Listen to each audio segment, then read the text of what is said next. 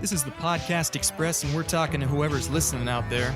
Welcome to 5 Minutes of Trouble, the only podcast on the internet that discusses the John Carpenter film Big Trouble in Little China 5 minutes at a time. I'm Josh Horowitz from the Wing Kong Exchange at www.wingkong.net. I'm Brett Stillo. I'm sitting in the passenger seat, and today, Josh, we have two guests. Two guests. Yes. Who could they be? Who would they be? Number one, we have actress, writer, producer, and burlesque hostess, Mistress Hall of Fame, Miss Audra Wolfman. Hi. Welcome, Audra. And we also have Mr. Desmond Miller, writer and host of the podcast, The Geek Chat. Hello, Desmond. Hello. Welcome. Real voice. Yeah, no, Hello. welcome both of you guys to our podcast. It is great to be here. And actually, can I just say, I am thrilled to be the first female ever on a podcast. Ever. Wow. Ever. In the history of podcasts. You realize you have to play Gracie Law now. Just saying. You have the same red hair. So Well, since you're the first Shit right woman here. on a podcast, let's explain podcasts to you. Yeah. Can you explain? What is this thing in my hand that I'm talking into? Oh, that. Yeah, I don't understand science. It's hard. That's called a magic voice tube. That's great. Thank Yeah. you. You can't do your hair with it, okay? I guess you could. You You can roll could. it. Yeah. Can you mansplain this to me? I'll mansplain the whole thing to We'll leave that up to Kurt Russell. who Yeah. who is a master of mansplaining. Yes. Serious mansplainer. Maybe not Kurt. That might not be fair. We'd have to ask Goldie about that, really. But I think Jack Russell. Jack Russell. Jack Russell. Me. Oh, he's yapping. Jack Russell. Oh, you're dogged and relentless. Oh, You boy. guys got this from here. I'm just going to roll down the window, Jack jump out Russell of the truck. D. Terrier. So if we're in a truck, are we like in the sleeper back cabin, kind of like yelling out? Yes, you are. Actually, You we're just in our apartment and we Dropped just a wrecked the tray. place. Yeah. Well, we are actually here to discuss a very interesting film, Big Trouble in Little China. But Audra, yes, we're doing this 5 minutes at a time. So hopefully you're familiar with these 5 minutes, minutes 30 through 35. They are interesting minutes, a little bit different than the last 5 minutes. Not as action-packed, but definitely full of characters.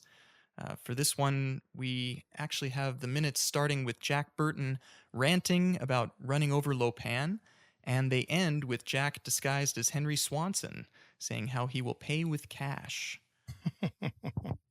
These are 5 important minutes. This is an exposition explosion. I did like the fact that we got Gracie Law, Kim Cattrall's character, saying that, oh my God, Green Eyes is like leather bucket seats with these people. And I'm like, ooh. Right. These people. Well, it's a different Jesus. it's a different era. And she was a social justice warrior in that movie. Long before it was in vogue to be a social justice warrior. Because she's Gracie Law. Don't Yes. panic. It's me, Gracie Law. Yep. But we are getting a little ahead of her. Sorry. That's okay. You're all excited. We appreciate your enthusiasm. We are so excited right now. Just stay in the sleeper section of the truck, and Okay. you'll be called. All right. So yeah, let's get started. I mean, it starts with Jack continuing that monologue of his. He has numerous monologues throughout the film. Usually he's yapping on his CB, but here he's kind of talking to Uncle Chu about how the whole China is here. He doesn't know what that means. But the first thing I want to mention on here is that you see that old payphone on the wall. And I mean, it really does date this movie. I mean, this was 1986. This was a time when there were payphones. I think you'd be hard-pressed to really find any of those today. I just thought it was weird that he was using a payphone in their kitchen. Mhm. So does Uncle Chu make the staff use nickels or dimes in order to make a to make a Cheap call? boss. He Like, literally is nickeling and damn. diming them. Yeah. Yes, like literally to make a phone call, you have to use Anyway, I thought that was very interesting. You're just jealous of Uncle Chu and his success in the restaurant industry. You think it's easy running the Dragon with the Black Pool? No, No, I don't. And having all that knowledge No, of spirit mediums. this is true. But he's Uncle Chu. Yeah, he did lay down some knowledge on him, didn't he? I think in the last episode we were just getting to Uncle Chu. Did you have any information on? I assume he's not really named Uncle Chu. Yeah, no, I do have it. His name is Chow Li Chi. So he was actually born in China. He was born in Shanxi province in 1927. Unfortunately, he passed away in October 2010, but he lived for quite a while. According to what I've read on IMDb, it said that he moved to New York in 1939 after the Japanese invasion of China.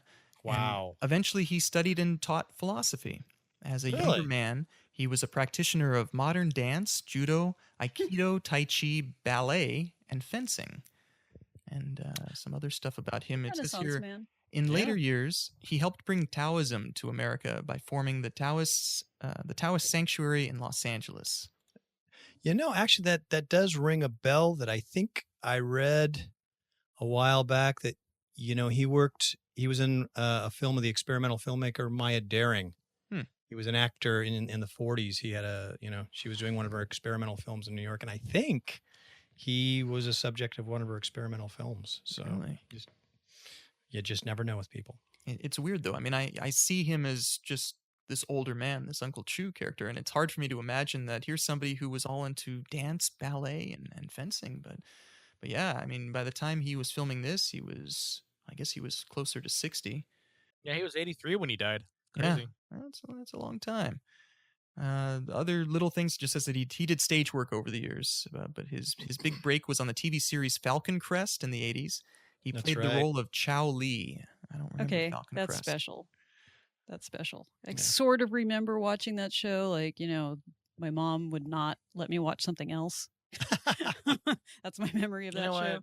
You should be thanking your mom for making you watch such an awesome TV show. Hey, I will thank her for Dallas, Oh, okay. but I will okay. not thank her for Falcon Crest. How about Knots Landing? There you go. I kind of remember on the line Chow about that. Lee on Falcon Crest a little bit. He was like the sinister assistant to Jane Wyman's character. Sinister assistant. Yeah, he was like her sinister manservant, I Ooh, think. that's what I want to be for Halloween, a sinister manservant. Ooh, yeah. You got to have like a tuxedo and tails for that. Yeah, I got to wear white gloves. It's not mandatory. All right. Yeah, Note just to self. can't be a cat servant anymore. You know. That's my full-time job. Do you notice that there's very convenient thunder and lightning that interrupts Wang when he tries to mollify Jack? You kind of hear this stock thunderclap sound effect, and it's something that comes up quite a bit throughout the film. It's very comic book like. It seems to like punctuate specific lines. Kind of calls back to one of the earlier episodes, I think, Brett, when you were saying that even the action that happens in the alley, it has a very comic book feel, and I think that kind of comes across from the W.D. Richter script. You've got these just comic book sound effects of thunderclaps and something out of a cartoon. Yeah, you notice, in the first couple minutes as the character's in the kitchen, the dialogue is a bit out of this world. It's rather comic booky and melodramatic. So The movie's a lot of things, but it is a supernatural thriller. It's got true. that side to it, so you can't have a supernatural tale without thunder and lightning accompanying it. Now, is that possibly a hint or a reminder that our arch enemies are the storms? Oh yeah, I definitely think so. Ah. They're listening. Like, we know where you are. Well, it just adds to the ominous nature of everything that's going on. Like they are fighting literally the forces of nature, and magic and mysticism, and Jack Burton being the everyman into this sort of, I guess, hidden world. And that's why it's so important when Gracie Law shows up real quick, that when he says, like, when they start talking about what they're going to need to do, and he says, I'm starting to sound like an outsider, and she's all, you are. It's because he is, he is, he is the viewer's eyes, into this mystical world that very few outsiders are able to get into. And Gracie Law is because of how strong her personality is. It's just a really, like, it's really interesting, like he really goes on sort of this kind of hero's journey, in the movie. He's also really full of himself. Do you think, Josh, this question would be for you maybe, but do you think that the audience is supposed to identify with Jack? I think that the audience by default would identify with him. But as we were talking in an earlier episode, he is not really the hero of the story. If anything, he's more of a sidekick, and Wang is the hero. To answer your question, he is a fish out of water in this case, and maybe audiences would just sort of But identify with all the craziness going on. as a counterpoint, his character believes him to be the hero, and I think that's what pushes him over the top. Mm-hmm. And it's sort of that arrogance that allows him to believe that it's all about him. Mm-hmm. And is that a reflection on like America at the time? Is John Carpenter trying to say that about Americans, and coming into something they have no business being with, because he's so very cavalier in everything he does. Yeah. Even when he's on the phone talking to the insurance agency, he's just like, it's very much like, you should know me and blah blah blah, and so sort of like, he's a very larger than life character, which many American movie stars are. And hence the John Wayne impersonation. Mm-hmm. Yeah. Yeah, he's just one big ugly American. There's gonna be a line that comes up later where he just says, "Okay, everybody relax, I'm here." Yep. That's his character, yeah. And that perhaps is reflective of just Americans in general, as maybe seen by the outside world, or maybe seen by people in Chinatown who they think this is where we live, this is what we do, and what are you doing here in our place? But also, as a counter, he is constantly asked by Wang to help him. Mm-hmm. To help him. Help me do this. We need your help more. We need you to do this. So Jack is more than willing to play the role of the hero. Oh yeah. And I think that's just one of his strong things. It's just like, no matter what, he's willing to do that. And whether he's going to get his money, double or triple, double or nothing, whatever, he's, is that really what's going on, or is Wang really his friend? Because like, Wang's putting a lot of faith, in Jack Burton, like a lot of faith. Oh yeah. Yeah, later he even has a line where he just says, my destiny rests in your capable hands. I mean, you could take that as kind of like an ironic statement, but I mean, the way that Dennis Dunn delivers it sounds pretty sincere. He really does rely on his friend. And just their friendship is just so Batman and Robin, sort of very naive, but he's the one, the sidekick, their relationship is just so like, he's very like kind of beholden to Jack almost. Though that will change. A lot of characters in this movie do go through transition. Yeah. By the end of the movie, Wang is not like that anymore. I mean, he's strong. He's doing his thing. I'm thinking of. We'll get to it later. The whole, he takes them all out. Time to go. He's in control by that time. Yeah. Part of it, another thing that we had on a previous episode, which was kind of cool. It's kind of reflected in their outfits too, because if you look at Jack at the beginning of the movie, he's wearing that whole poncho that you were referring to before, Brett. He's got the outfit, he's got the hat, but later on, he starts to lose some of the clothing when he's in his trademark Fu Manchu tank and his hat. I mean, now he's more of a man who's ready to do business, even if it means shooting the ceiling and something falls on your head. Yeah. He's much more exposed. But you bring this up that he's in the kitchen, his clothing is hanging on the hanging up to dry. And by the way, those jeans, you get the feeling they will never be dry. Yeah, jeans. You really did. Yeah. Oh my Lord. But ultimately he's losing part of his identity. It's part of a metamorphosis he's going through in the kitchen, isn't it? And he's wearing a robe, a Chinese robe. Yep. He's sort of embedding himself into their culture, or at least it's alluding to he's about to. Very awkwardly too, that robe. Is there anything not awkward about Jack? Well, but you allude to a really great thing. It's like he is literally a stranger in a strange land. Like he's losing his clothing. That's on the line. It's wet. Mm-hmm. He has to put his faith in these people that are supposed to like help him. And like he's on the phone with the insurance company, and the insurance company can't help him, and he's just trying so hard to like get out and just to find his way out of this, and he can't. And then he's like, oh well, I gotta go do this. So right, he loses his connection with the outside world. Exactly. He literally loses his connection on the phone. Yeah, exactly. So he's kind of trapped, in. But being the hero, he will persevere. Mm-hmm. The quote unquote hero. in Perhaps. his mind. Again, this is all in his mind. In his mind, Good point. he can do no wrong. Like he can't. Like everything will work out for him. Typical American. Everything will work out for him. Period. I mean, not to take away his hero status, though. I mean, the stuff he does is heroic. It's just that in some cases it might be accidentally heroic. Yeah. If anything, well, we'll get to it as we go on.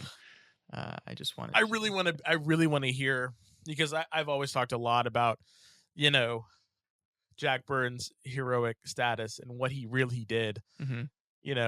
I don't want to spoil it for anyone who might not have seen it, but and I would really like to really pick people's brains about this. But when you look at the movie, how heroic is he? Honestly, honestly, like how heroic is he? His moccasins are cool. I mean, is he heroic because he did the penultimate thing, or because I believe that the people around him were a bit more heroic than him, like in all of the little incremental things that happen throughout that movie. It's very weird when you think about it. Like he's great in this giant, he's held in this giant regard, higher standards, and it's like, really, what did he really do? Desmond, with your comic book background, can you think of a comic book character that kind of is similar to how Jack Burton is treated in this film? That's almost every comic book character, that's, but again, a lot of the comic characters like Batman and Spider-Man and all these people, they have had these really sad things that have defined them and made them, who they are. And then they've had these long histories of ways to show their heroic deeds. Jack Burton really hasn't had that. No. And that's always the thing. It's like he's a comic book character. He is a 100% comic book character, living, walking, breathing comic character. And that's what's awesome about it. Because in comic books there's always that one thing, that one defining moment that makes them, usually something tragic, because tragedy sells. But there's always that one thing that happens. I thought it was sex all this time. Oh no. That's Tragic sex sells. Let's face it. That's thumbs up, Brett. Thumbs up. But for him, his defining moment didn't happen until the end of the movie. That's what I thought was really kind of funny about him. It's like through this whole time he thinks he's just like, hot, but really, it's like, really, what is he? So I really liked when Audra was talking about he was all stripped down. He's like he has nothing to do. And then on top of that, Wang tells him, "I can't pay your money right now," and he's like, "What?" it's like he's literally like, just like, what am I gonna do? Great. That whole scene is as Jack is descending into this, descending deeper and deeper and deeper into this, in the hero's journey into the underground. Yeah. So now Chinese got a lot of hells. Oh, they definitely do. Yeah, we're actually going to be getting to some of that pretty soon. But moving forward in the minutes, I wanted to introduce our next character here, and that's Eddie. Eddie appears in that dapper plaid green and purple suit that would make the Joker proud. Yep. Yeah. And he's played by actor Donald Lee. I have a little bit about him. Donald Lee, according to Internet Movie Database, was born in 1961 in Hong Kong. Though, strangely enough, I have the Big Trouble in Little China press kit from the 1980s, and it says that he was born in Jersey City, New Jersey in 1955. So, I don't know which one is right there. His acting credits include Yeah, I know. His acting credits include One Crazy Summer. My favorite. Yep. And he also had a chance to work with John Carpenter again in Memoirs of an Invisible Man with Chevy Chase. And most recently, he had a role in the Marvel Avengers movie. But other than that, he's just had sort of small TV roles, ranging from stuff in The Equalizer and Knots Landing to a more recent role in Days of Our Lives. That's Donald Lee as Eddie. Yeah, working actor. That's cool. The thing I like about Eddie is he seems like a throwback to a 1930s character. There's something about him that I could picture him in a 1930s movie. Is who would play him? I don't know, but I don't know, just because he's got sort of this bubbling energy, and something about the suit too. He's so nattily dressed. Very suave. Very suave. Very suave. Yeah, I like his line when he gets introduced as the maitre d' of the Black Pool. He's like, and a whole lot more. Yeah. And that kind of Eddie is defines his cool. character. Eddie Yeah, and is you think cool. he might be maybe like a lounge singer there too. Maybe that's what he meant. Mm-hmm. Ooh, yeah. Every Thursday night he does a set. Yeah, I could see him. Dean Martin covers. Oh, yeah, I could see him as the Dean Martin of Chinatown. Mm-hmm. I never viewed him as a comedic, Relief. yeah, I Comic never relief, knew. I never saw him as comedic relief, and he, like everyone in the movie, brings something to the table. Like Mhm. every one of them does something or is, intricate. in Yeah, some they'll have point. a function, a purpose. Exactly, and Yeah. that's what I like about it. No character is wasted. No one. Yeah. And when you mentioned earlier about Jack being an outsider, yeah, it's Eddie who, what did he say? I've heard a lot about you. And he, kind of rolls his eyes a bit. So you're Jack Burton, huh? Well, I think, and if we're going to talk about, assimilation into like Western culture, I think Eddie is the one that is the most assimilated, though. Yeah. So I think that he is that little like, oh, so you're this, big shot guy, but really, are you? Yeah. So he's the one that's kind of like not so much buying into Jack's, what Jack is selling, like I really want a prequel about how Jack and Wang met. Like, why does Wang? I'm still back to that because I've always wondered why Wang holds him in such high regard. Desmond, get on it. Yeah, Copyright that immediately. Prequel. Well, Eric Powell is actually writing a comic, the Big Trouble in Little China comic, that takes place after this movie ended. So there's a little bit of stuff going on, and with another sorcerer and all this other stuff. But yeah, what happened before? Yeah, that's the thing. He's actually referred to. Wang does refer to Jack as his dear friend Jack Burton, so they do have a history, certainly. Yeah, were they in a war together or something? They were lovers. Oh, well, that sure would be a twist. Well, now we know what broke up Jack's marriage. oh.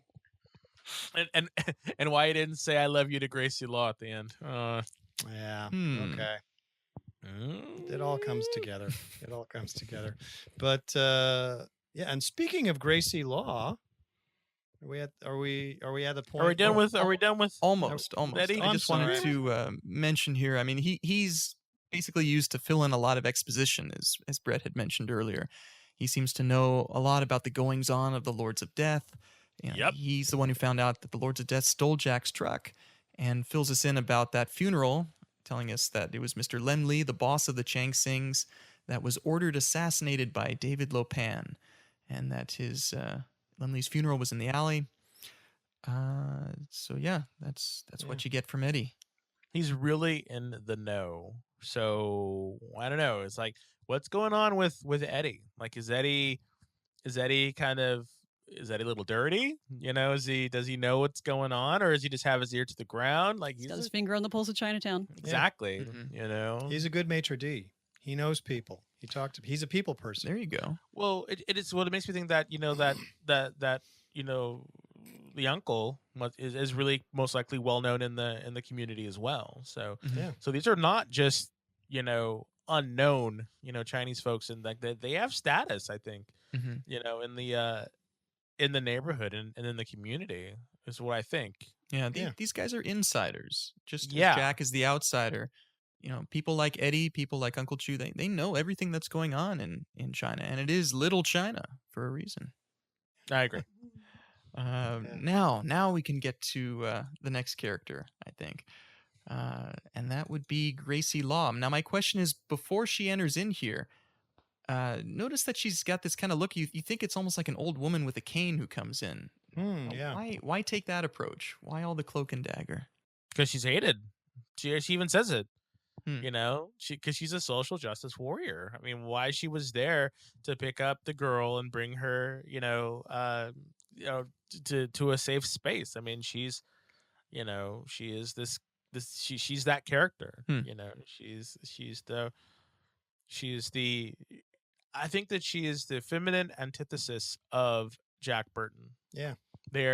She is his opposite. Mhm. In every way. She is just as strong, just as powerful. And here's the difference. she has actually done things to make a difference in this community, which, while she is embedded in the streets with the people trying to save them, Jack is just trying to get out. So, and I think that's one of the reasons why, she doesn't like him a little bit, but there's this weird kind of tension between the two of them. Like that's how I see, Gracie Law and Jack Burton's, relationship, because I remember correctly, there's really only a total of 3 white people in this movie. Hmm. The third one is the reporter. The other, The reporter who wants to quote unquote break it wide open. Mm-hmm. So whereas Jack is the outsider, Anglo, she is like deeply embedded, so much so that her eyes are green. Like, is that a little bit more telling, about her character? That she needs to be there. Very interesting. There's more of a purpose for her to be there. Right, so she's sort of like anti-human trafficking, right? That's exactly what's going on. Mm-hmm. Yeah, she's all about like getting them, getting to quote, fresh off the boat, Chinese folks who are coming to America as immigrants. Like, she's there to get them into housing and so they don't fall into the human trafficking, right. Which we see later on in this clip as well. Mm-hmm. Right, so she's disturbing the economy in Chinatown, so she is undercover, as you say. Correct. Now, the name itself, Gracie Law, and she's a lawyer. I wonder if that's supposed to be her real name as the character or not. I mean, in a sense, it almost sounds like Saul Goodman from Breaking Bad. Gracie Law. Better call Gracie. Little things I noticed when I was watching these scenes closely. Notice that Gracie's wearing 4 pins on her, I guess that's her sweater. One of them, it looks like it's a Chinese symbol. And I wonder if some of that has to do with the fact that she's the person who's standing up for human rights and against Chinese girl trafficking. Maybe those pins are related somehow. It's funny. I noticed those pins and I just thought, oh yeah, it's a nice 80s touch. But again, I think it just solidifies her into the community. Yeah. She is sporting, the clothing of the culture that she is, trying to be, trying to be assimilated into. Yeah, she's very adamant that this is my neighborhood, when asked about that. Yeah. Now, Audra, when you first saw Big Trouble in Little China, what was your thought of the character of Gracie Law?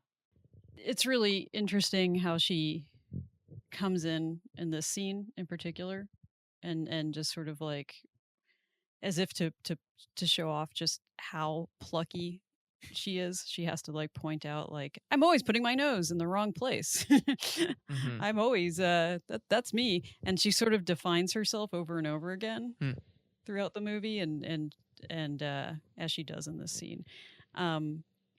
There's something very stilted about her delivery, which I find interesting. Her take on that as an actor.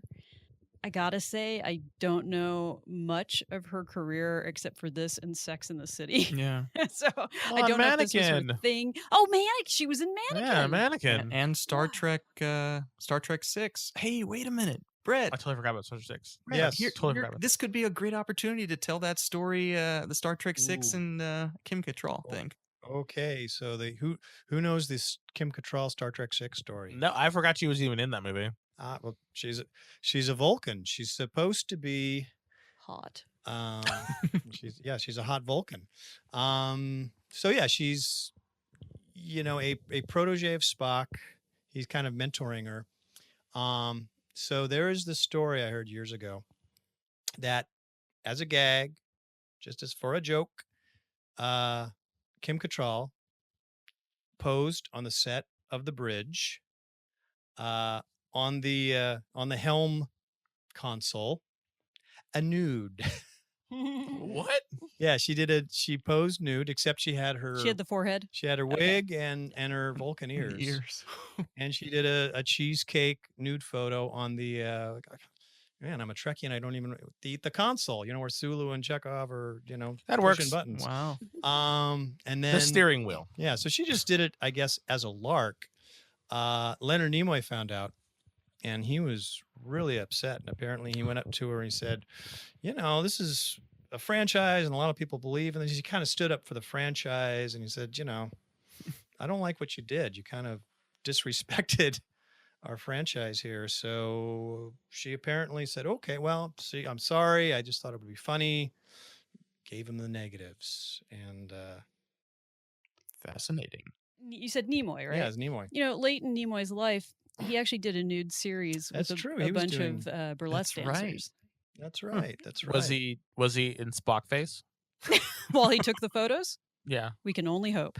Wow. Yeah, maybe to defend Leonard, maybe he was just, there's the Star Trek and there's my, he separated the two. I don't know. But that was the story I heard years ago. Wow. And I would just, I would like to think maybe Kim said, okay, here's all the photos, and maybe she kept a negative. Well, it was pretty early in her career, so I'm assuming she didn't want to piss people off. Yeah, but as the story as I heard, it was a sort of a, she upset a co-star. So I was like, oh, okay, I apologize. I was just. That's doing hilarious. And now yeah. you got Jared Leto sending all kinds of crap to his co-stars in Suicide Squad, and it's like, what? That's a good point. I mean, that's Yeah, pretty. it's Like like many years before the selfie. Completely different But, now. Completely different. You can just get away with all kinds of like what George Clooney does to his co-stars. Ugh. Ugh. That's awesome. Anyway, fellow listeners out there, Star Trek fans, if anyone knows of the story of the King Cattrall photo, and I know there's a negative out there somewhere. It's in a strong box. Can only hope so. Yeah. Please, internet, come through for us. Yeah, that'd be awesome. Yeah, it would be awesome. So that's my story. I'm sticking to it. Well, back to the minutes. We were talking before about all the different Chinese hells. So here is our first Chinese hell reference. And if you wanted to turn this into a drinking game, then you'd probably be pretty far along by the end of the movie. This is the first hell that's mentioned, the hell of being cut to pieces. And I can also tell you that in the screenplay, there's more hells that are mentioned here. Uncle Chu actually mentions that there's also the hell of boiling oil and the hell of the vast cold. And what the hell is Gracie Law doing here? Which what the hell? The hell of Gracie Law. Yeah, Chinese people do have a lot of hells. I did I studied a lot of Chinese mythology, and I think there's like anywhere from like 8 to 12 different levels of hell, and it's all housed in a mountain range. Like the gateway to hell is in this mountain range in one of the provinces in China. It's like And Dante. Yeah, and there's a mountain range you just walk into, you can go into, and that's where all the hells are, all different levels of hell. There's the hell of being cut up, boiled, So the knife. all these names are they're related to the actual hells then. Yeah, correct. Yeah, Oh. that's what's so cool about it. It's like all those hells existed in Chinese mythology. Wow. I'm going to have I to don't look know, up the hell of the upside down sinners when we get to that. Yep. It's funny though, the way Eddie says the Chinese have a lot of hells. I just imagine they're like 67. So to say, 8 to 12 hells, that's a lot of hells. Well, but that's the thing. Like you start at one hell, and you kind of like because what I understand with Chinese hells is you die, and then you. So this is why Chinese burn money. It's what you can, because everything is you can barter with anything, even in the afterlife, and so they use the money in order to have a better position in hell, because it's like you get up in the morning, you go, and then you get tortured, all day, and then you go home. It's sort of like what it is, and so you can kind of like buy your way further up in the bureaucracy before you are judged by I think it's Yuma. I can never say the name, but he's the lord of hell. And if you've paid your sins, you get a ride on the wheel of reincarnation, and you go back to Earth. So if you've paid your dues. Yep. if you suffered enough for all your transgressions while you were alive, then you get reincarnated. And you can buy your way higher up the food chain. That's why they burn money, so you can use that money in the afterlife. So you might be able to say to Yuma, the check is in the mail. No, I think you have to pay up front. Okay, pay up front. Okay, so Yeah. that won't No cover it. CODs. And it's hell, so there's no ATMs nearby. Mm. Sucks. Or at least not your banks, the ATMs. I just like the concept of hell being like a 9 to 5 thing. Well, yeah, it's like you just kind of go and you do your hell and you come back and you just kind Reminds me of those old Warner Brothers cartoons with the sheepdog and the wolf. Oh, right. Morning, Ralph. Morning, Sam. And clock in, and then all hell would break loose, and then Yeah. up 5 o'clock. All right, we'll pick it up tomorrow. Hellacious lunch break. No, and then the like the Oxen Guard were these people who look like sort of like minotaurs, and they were these demons or the Oni, or not Oni's Japanese, but these demons that basically made sure that you were getting punished enough. No. So I don't know, Desmond. This sounds like the plot line of a future Jack Burton comic adventure. there you go. Jack goes to hell. So Nice. yeah, so this was one of the movies that really got me interested in like Chinese mythology and all the stuff. This movie. Yeah, is what was did when it I was for you. when I first saw it. It's really what got me into like Chinese mythology, because like you can do a whole series on the really cool like Sammo Hung Chinese mythology movies and yeah. all the movies that were done, like so much mysticism, Yeah, the fantasy Hopping- movies. hopping vampires and all Brothers. this other stuff. So Yeah, I was Yeah, reading, you know, I think it was in Entertainment Weekly when they were talking about Big Trouble in Little China, that apparently W.D. Richter needed to do quite a bit of research for this to make sure that the Chinese mythology elements were in there. And this was at a time when you Mhm. couldn't just pull up Wikipedia. I mean, he had to go to the library and get just dozens of books and totally immerse himself in it in time to be able to write this screenplay. And it shows. It's got this real stuff. That's pretty cool. yeah, and even what Lo Pan is wearing throughout the whole thing is Mhm. just like amazing. Yeah. Like the costuming in this movie is just phenomenal. It's Desmond. It's pretty cool to hear. Here's this way out comic book of a movie. Yeah, you're saying how it influenced your studies, and we had Dennis Rule on a couple episodes back, and this was the movie that really got him interested in martial arts. So Mhm. yeah, here's this big wacky crazy movie that we love, and yet it's influencing people's lives, that's pretty cool. Which I never really thought that this would happen, only because like mostly all of John Carpenter's early movies I couldn't watch because they were really, because like when I was younger I really couldn't stand the horror, Mm-hmm. like In the Mouth of Madness and Prince of Darkness and The Thing. Like I couldn't stand that stuff when I was a kid. So to have this movie and me being like a little black kid and into martial arts and everything like that, I was finally able to get in on the John Carpenter stuff. I was like, yeah, I can get it. Like, and I liked Halloween because that wasn't like supernatural stuff like that. But this was like so like, oh my god, it had everything in it that I wanted. I was just so excited as a little kid. Yeah, and I would watch it all the time when it came on cable. It's like, yeah. Made me want to move to San Francisco. Uh-huh. For that San Francisco. Wah, wah. It's all soundstage. Moving along, Gracie is the one who continues doing all the exposition, more about what's going on in Chinatown. It's like an exposition explosion in that kitchen. Just She's very pushy. back and forth. Absolutely. Pushy, huh? She's Not very assertive. No, she was pushy. Ah, No, she was pushy. In the W.D. Richter screenplay, Gracie's not actually in the scene at all. She's not in the Really? restaurant. All of these lines came from Eddie. So they made a switch later. I guess they really wanted Really? to get Kim in there a bit more.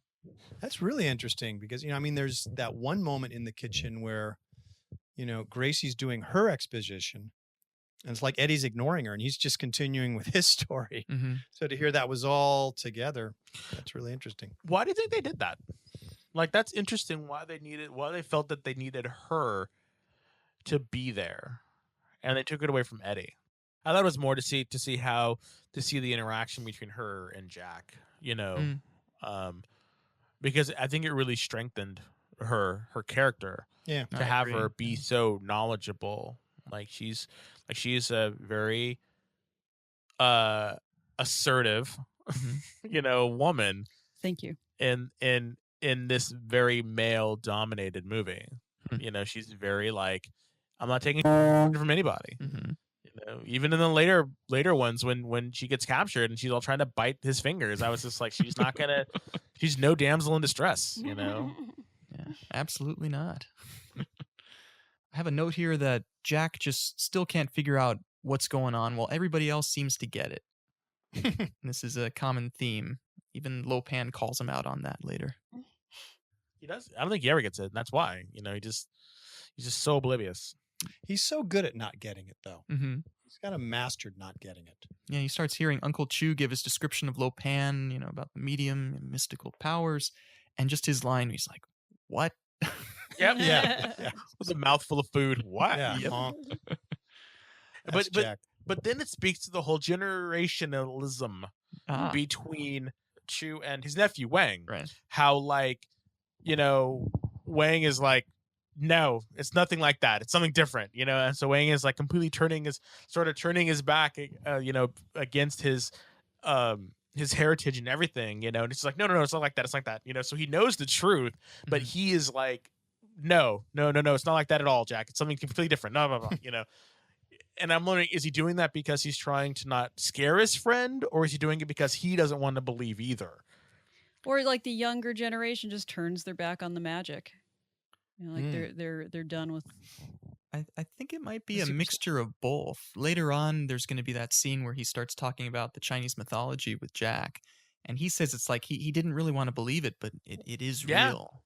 Yeah. That comes later. And that was right after the hell of upside down sinners. That's yeah. right. So at this point in the movie, though, I think he's just trying to mollify Jack to try to make sure that he goes with him, but maybe it is something he's not totally convinced with yet, and that convincing will have to come later. So now at this point, we're ready to leave the Dragon of the Black Pool. Anything else to mention about that before we step outside? Hey, time is money. Yeah. Yeah. I mean, Jack is just like, you know, I'll do it. You know, he's just so like, that's one thing. It's like he's so giving of his time, but is that because he's conceited? And he's like, oh, you can't do this without me? Or, and like, and then Gracie is just completely cutting him down. Like, you have to look like something. You have to look stupid. He does, you know. And it's just like you can't be noticed. And he's like, you know, he won't. And just like that stuff that Gracie is just kind of like, he's just like cutting him down. It's very funny. And of course, he's kind of impervious to it. Yeah, he doesn't. He's That's the thing. It's like indestructible. he is Teflon in this movie. This Yeah. man is Teflon. He just cannot be. He can't be stopped. And Well, maybe rocks yeah. stop him, but you know, even then, Yeah. Yeah, maybe that's why ultimately it is his destiny, because he can't be stopped. His ego is too big. And what action hero has such a low body count? Really? You know, that's later, Bo. Mm. That's a little refreshing in this age where Yeah. you are talking about heroes and the body counts. And he doesn't need to have a high body count. Yeah, that's true. You could say the opposite. Hey, I got through this with, minimal casualties. Now, do you guys notice that once they get to Chinatown outside in the rain at night, that there's a brilliant 1960s style pink Cadillac that drives up? Oh, that, that's Eddie's Eddie's car. Sweet Red. Yeah. Yeah. It's you. Once again, you can tell you're in an 80s movie because there's a gigantic pink Cadillac. That's such a touch from that era. And you can tell you're in San Francisco because it's raining. Like, my God, there's so much rain in this movie. Yeah. And you have to remember that Yeah. because when you get to the end of the movie, you have to mention that at the end of the movie, throughout all the going into the movie, it's always ominous. The weather is always bad. The weather is always crazy. I know I'm jumping ahead, but you have to remember this when you guys, I might not be on the show at the end, but when you get to the end, when they're in the truck, look at the scenery. Just saying, look at the scenery. All right. Because I was I'll just remember like, Are you giving a weather spoiler? what the hell? just look at it, because you'll be like, wow, you know. Yeah. Look at it. Well, it's a dark and stormy night here right now. Yeah. And there are these storms we haven't seen them in a few minutes, but the storms are around. But you're right. This is a very, if you will, a wet movie. Very wet. It's a very, very damp movie. Come on, this is a family podcast. Oh, okay. Very damp. Hit the air horn. But seriously, everyone is very damp in this movie. Like they keep jumping in and out of water. There's rain. It's like, It's a very moist movie. and then they go underground, and there's like bubbling water, and it's just like, yes, it's a very moist movie. Yeah, if we wanted to add to the drinking game aspect to the game, just counting the number of scenes where somebody has wet clothing, you'd probably all get drunk pretty quick. Yeah, people are getting drenched in this movie. No wonder Kurt Russell had a fever. I mean, come on. Oh, yeah, that's right. He was sick during this movie. Yeah. Oh, was he? I didn't know. You didn't know that? No, I heard about it. Yeah. No. The flu? Yeah, no. You knew about that, right? No, I didn't. Yeah. He was really, really sick, and some of the scenes you can tell he's like completely sweating because he's just like, he had this like 102 fever or something, but he was working through it. Yeah, he was really sick during the making of this movie. Wow. Yeah, I read about that just recently. There's He's a one. pro. Yeah, like Yeah, like you said, there's one scene where there's a close up, and they didn't have to give him what are they, the gelatin or whatever they make you to look sweaty? Glycerin. But Glycerin. that was the thing that always made me wonder. And I always wanted to ask him, if I ever got to meet him, I'd ask him. So in all these, in the whole movie, were you just really, really, really tired because you were fighting a cold? Because if you notice, sometimes he seems really like, just, and I'm thinking, are you acting, or is this really because you're sick, like you have a cold? Like, I always wanted to ask you about that. Like, did this cold ever influence your acting? It was serious method. Yeah, I'm assuming probably. It's having to be wet all the time and jumping in and out of water. Ugh. Well, I do want to get back to the fact that in the script, it actually differs from what we see in the film at this point. In the W.D. Richter screenplay, before they get to the White Tigers, they actually travel to Stockton Street through a Chinese market, and they get to this old Chinese garment factory complete with dozens of women workers. And it's mentioned that that's a front for a slave trade, a Chinese prostitution racket. In fact, there's even a little thing that Richter writes in the comments. He says that 30 Chinese girls are scattered around, smoking, sleeping, watching daytime TV, and wearing loose kimonos that seem far more tragic than sexy to Jack. And when they're inside there, they meet a Tibetan slave trader named Jo Ho Bhattacharjee. And when Jack asks about green eyes, Joe has the line that Chinese girls don't come with green eyes. And then later, a doorman overhears the conversation that he's having about asking about the Chinese girl with the green eyes. And so for $100, he tells them about the White Tigers. And then it transitions over to there with Gracie and Margot then sort of spying on them and seeing what's going on. So I want to see that scene. Yeah. Yeah, that's a huge sequence that they cut. I don't know. I don't know. Like, I kind of like that they didn't go with that. Why is that? It takes it out of a fantasy. And I think that's kind of weird. It's a huge tonal shift. And yes, one thing I've noted in previous episodes is, this movie starts somewhat grounded in a certain level of reality, and it just as Jack gets deeper into it, it turns more and more into this cartoon-like adventure. It gets more and more just weirder and weirder. And that stuff is not weird and cartoony. That's just sad, and it's like, wow. So yeah. You think that's why it was cut, Josh? I think Desmond has a good point. It makes it sort of too much grounded into problems in the real world. And this is ultimately supposed to be a sort of fun, cartoony fantasy humor type thing. So, yeah. 8 foot tall, bodiless ghost wizard. Floating through walls. With light coming out of his mouth. Yeah. So that's kind of, he runs Chinatown. So he's more interested in, feeding the Yaren and stuff like that. I wanted to get back to the Cadillac, the pink Cadillac, your 80s iconic car. And back to the car. Back to the car. The main thing, there's some important car stuff to talk about. And the Pontiac. Yeah. The Pontiacs. We talked about the Pontiacs. The Lords of Death are sponsored by Pontiac. We talked about that. And the Fiero. Pearl Gray Fiero. Very Fiero. important. But we were talking about Eddie and how he's grounded and he's very Americanized and he's got the suit. And he's the guy with the Cadillac. That's his car. I mean, that's an American status symbol, a Cadillac. You would not be able to drive that down a single street in Chinatown. No, that thing is carefully. It's a battleship.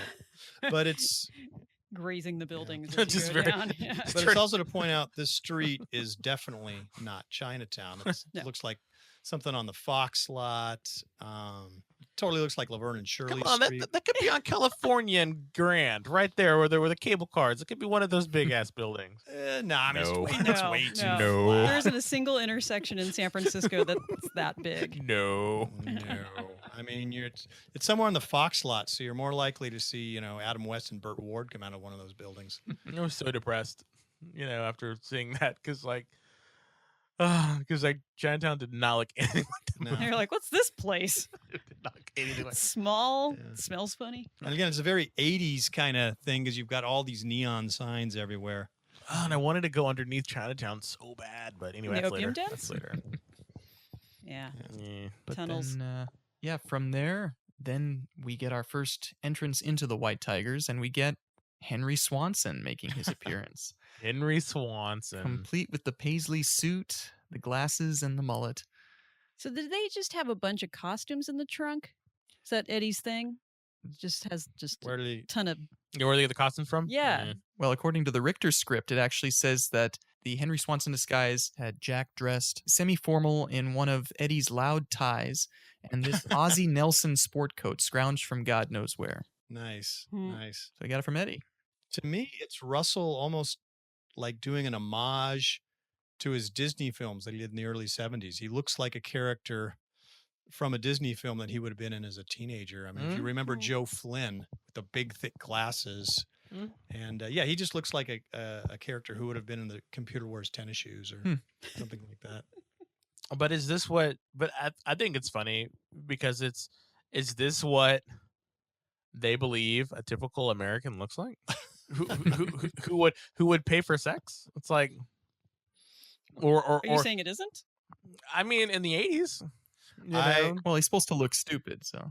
I remember when Henry Swanson, quote unquote, shows up and, being a cool punk rocker at the time. And you think, oh, look at the guy in the 70s clothes. That'll never come back. Wah, wah, wah. or do you ever think that maybe it's this Clark Kent? Mm-hmm. That's, is that the real Jack Burton? Because, one thing I thought about, I mean, I love Henry Swanson and I love Kurt Russell's delivery, but could Jack really pull off, how good an actor is Jack? Could he really pull off this, hello, my name's Henry Swanson?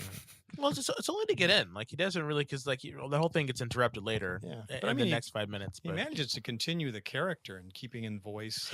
not as well. See, I can't, because, like, we're not in the next scene. Do not go there. Sorry, but in the next scene, you see him doing his cleaning his glasses when the woman walks in, and then he puffs up his chest and goes back into character. Though, okay, this is his Clark Kent, and it's just very kind of funny to me.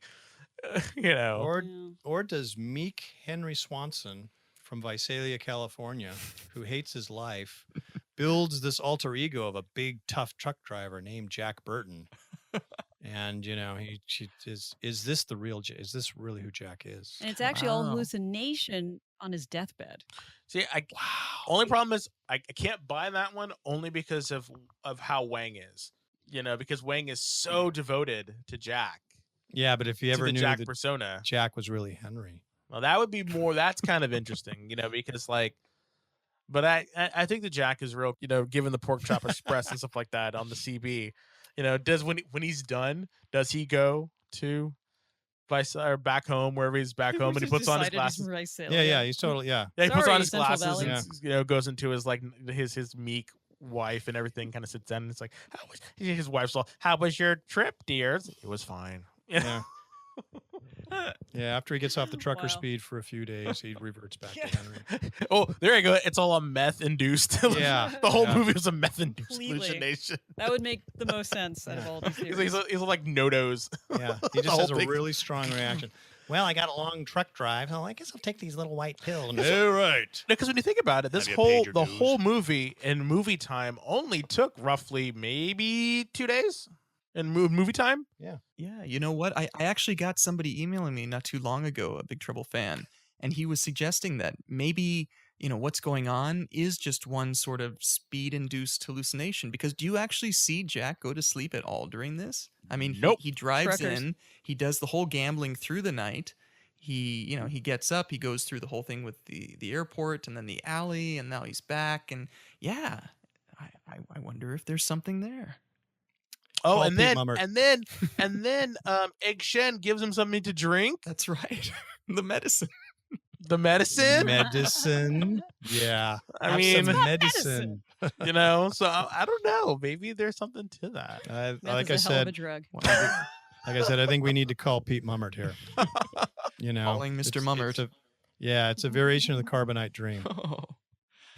So it's all a dream. Shine the Mummert light into the sky. Yeah, shining the Because moment. what if that is really what's happening? What if that's really what's happening? And like Wang and all this family is like, okay, my friend Jack's coming over. I need you guys to play along. You know, he's only gonna be here for a minute. This crazy speed freak comes over, and we all just pretend. This white guy comes into town. I play with, I play card games with him. I gotta entertain him for a while, and then he's out of our hair. Just play along. Just play along.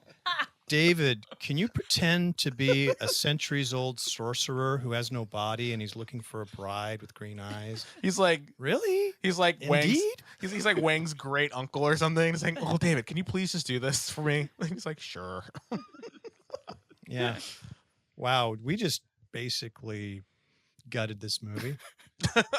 Never watch it the same again. It's sort of like a Mercedes that we drove to Tijuana and it was totally stripped down to the chassis. Wow. Yeah. So, Well, I do want to move on because we're almost at the end of these 5 minutes, No! actually. We must pontificate on whether this is all real or not. We haven't talked about the gremlin that pulls up. oh yeah, we got to talk about the 72 Gremlin. Oh, Yeah, I'm not in. Brown gremlin. oh, so that's what it was. I didn't even know what type of car that was. That's We identified it as a Gremlin, which, Audra, is your... It is my favorite kind of car. But I really thought that they only came in orange. Oh, that was Margot's car, right? Yeah, Margot's car. Yeah. It is a... Yeah. Yeah, You guys have a good eye because I didn't know what she was driving. Like, you guys are really good at that. Like, I did not even notice the car, it's... that she was. It's But either a remember, gremlin or a lay car. she wants her big break. This is her big break. Mm-hmm. That's right. Something kind of sad, a little unstable about Margot. Well, actually, that would be a good little transition into Margot. Let me just give a quick little tidbit about Kate Burton, who plays Margot Litzenberger. Litzenberger? Yeah, Margot Litzenberger is the character. Lead outsider. Got to be a Richter name. Kate Burton is the daughter of actor Richard Burton of Camelot fame. And she was born in Geneva, Switzerland, and then she was raised in New York. Kate Burton's done a lot of stuff lately. She's actually known for her TV work on Grey's Anatomy and Scandal, which earned her 3 Emmy nominations. Plus, she's done stage work that have earned her 3 Tony nominations. So we have basically 3 different psyches of the outsider in this movie. Literally. Like, you could identify with 3 different voices if you wanted to. Actually, more voices if you want, because I'm sure there's people that identify with David Lopan and just were like, kill her, marry her, marry her. Indeed. Marry her. Yes. And one of these outsiders drives a sickly brown 72 Gremlin. Well, I do want to introduce one more character, and this is going to be the last one for these 5 minutes. And that's Mrs. O'Toole, who is the woman at the front desk. She's the one who says, "Oh, just a minute, please." She's actually played by she looks great. She's got a very interesting history that Audra will definitely appreciate because she's played by the burlesque dancer Noelle Toy. And Noelle Toy, she was born in 1918 in San Francisco. She died in 2003. She was known as the Chinese Sally Rand. And she was famous as an exotic burlesque dancer in the 1940s, performing nude routines such as the fan dance and the bubble dance in clubs in San Francisco and New York. And I am led to understand, Audra, that you also have a background with burlesque.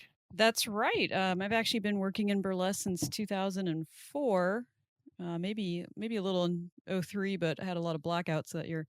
So yeah, mostly I've been a dancer and more so an MC, a mistress of ceremonies. So where it's kind of like being a stand-up comedian, except if I start to bomb, I just bring out another naked lady. So that it works. It works for me. But yeah, I'm familiar a little bit with the history of the sort of the Asian scene of burlesque that was happening in Chinatown.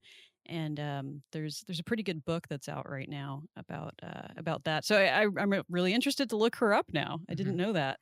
Yeah, she's done other stuff too in film roles, mostly tied to her exotic dancer background. Apparently, she grew tired of the stereotype of Asian American women in film and she left acting. But as she got older, she would take small roles in stuff like Policewoman and MASH. And it seems kind of appropriate that she's in this movie. I mean, she's playing the madam of this brothel, really. Or is she? Is she supposed to be just like the secretary out front? I think she's the secretary. Or she's like she's just the one that you that you. Uh, I think she does stuff when you just want a regular massage. She's okay, but when Mr. Swanson was like, haha, and she went, oh, just a minute, Yeah. She went and got the other woman. very. I love that she had like hardly any, if no, accent. Did you notice that? Yeah. When she was talking, I loved that about her. She was just sort of this kind of like I am not going to play this stereotype. yeah, Asian, like, stereotypes. was it Roz, the Kiss My Grits, Yeah. from Alice? Like, I totally like felt that was her character, Yeah, she had a great, older woman, like gravelly voice. Yep, Yeah, just a minute, honey. exactly. Just a minute. You could say that at the White Tiger, she's like the maitre d'. Oh, Yeah, I don't think brothels need secretaries. They probably more need like a greeter. But, So someone's got to do their books. So maybe she's Eddie's mother. That's that'd be a bookkeeper. Oh. She can do both things. She will not be typecasted. Maybe she's the plumber. I don't know. Maybe she's got to get in there and get her hands dirty every now and again. Oh, man, Desmond. Maybe it's Lopan in yet another clever disguise. I don't know. I think Lopan just goes from old to young, and that's it. He doesn't. Go to male, female. He doesn't No, I play think he's that. just old to young. That's it. Okay. Nonetheless, her eyeshadow was Yes, flawless. Yeah. she looked great. Yeah. Like, that was the thing. Like, every Chinese person in this movie looks amazing. Like, they like the clothing they're wearing, just everything. Like, the costuming was amazing. Yeah. Well, guys, that pretty much wraps up the 5 minutes. Some good discussions here. Yeah. That we have run out of time. Yeah. Yeah, thank you so much for having us, you guys. Yeah. I mean, Yeah, no, I absolutely. thought this was really good. I love talking about this movie. So, as you can see, I hope I didn't talk too much. I love you all. Bye. No, is there anything that you guys would like to plug, stuff that you're doing or working on? Totally. Yeah, so I talked a little bit about the burlesque stuff. Also, I do a TV show on the internet called Speak Easily. And Speak Easily is also a comedy troupe that Desmond is part of and my friend Klingon Vanna White is part of. You can find out more and see our comedy sketches and a burlesque talk show that we've done online at speakeasily.tv. Or you can go on Facebook and type in Speak Easily Show, and that'll come up there. And just to add, you've done a lot of. You guys have covered a lot of events, like going to Comic-Con. Yes, we've got much Comic-Con, WonderCon, and Silicon Valley Con. Silicon Valley Con, all the cons. All Con! the cons in California, at least. Yeah. Basically, whatever we can afford to go to, we will go and interview people in funny costumes and make fun of them. As they make fun of us, because we're usually in funny costumes too. Yeah. Yeah, lots of onesies. So for me, you can check out my other podcast, my podcast that I do with my friend Rich, called The Geek Chat. It's a comic book and comic media podcast in which we talk about new comics, graphic novels, and a whole bunch of other stuff like comic related movies. And then when people are talking on our Facebook group, it's called The Geek Chat. It's live on MixLR on Mondays from 6 to 7. Or you can check out all of our 2 years of shows. We're on our 5th season now on SoundCloud. Just go to SoundCloud and search The Geek Chat, and you will find us. If you want to talk to us, you can always join Facebook. Go to the Facebook groups and join The Geek Chat there. We always posting stuff, talking about stuff. We're definitely going to post about this episode. So yeah, if you like comics, Cool. come check us out. One last plug. Desmond and I teamed up and wrote and directed a short film about 4 to 5 years ago, starring none other than one Brett Stillo over Featuring. here. Featuring. Featuring. In a He's in cameo. it. But He's in it for a couple of yeah. minutes. Where did you shoot my scene? In Chinatown. Chinatown in San Francisco. It all goes back to Chinatown, folks. The movie is called Souls of Splendor. You can find it on YouTube, Souls of Splendor. And it's about gay geek comic book fans. So it's an up-and-coming niche. More arrived now than when we made the film. I know, right? Wow. Trendsetters. Or something. Nice. know. All right. Well, and as far as our own our own podcast here, make sure that you please visit us at 5minutesoftrouble.com. Check us out on Facebook at 5 Minutes of Trouble. We also have a new listener society. It's called the 5 Minutes of Trouble Truck Stop. So go ahead and check that out and give your great comments about the podcast or the film in general. We're also on Twitter at 5 Minutes Trouble. And if you can, please tell your friends about this podcast. Give us a nice rating on iTunes. We're also on the Stitcher. We just got added to that not too long ago. I want to give a shout out, too, to the Star Wars Minute and the Indiana Jones Minute. These are two great podcasts that one of them is just about ending. One of them is probably going to be starting up in a couple of months with their next podcast. We're looking forward to that. And that pretty much wraps it up. So Audra and Desmond, thank you very much for being on the show. This was a lot of fun. I hope you guys had a good time, too. Had a fantastic time. Thank you. Thanks Thank again. you so much. And thank you also to Brett. This is now 6 episodes. We've done this moving forward, and I think we're getting our rhythm together. This is working out pretty well. We're going to get it right at some point. Yeah. So since we're wrapping up episode 6, going to finally let me drive the Pork Chop Express? I think I can trust you with the keys if you'd like to drive. Oh, boy. Move over. I'll just keep my foot on the second brake. That's all. All All right, guys. Well, this is the Podcast Express signing off. Tune in next week for another 5 Minutes of Trouble.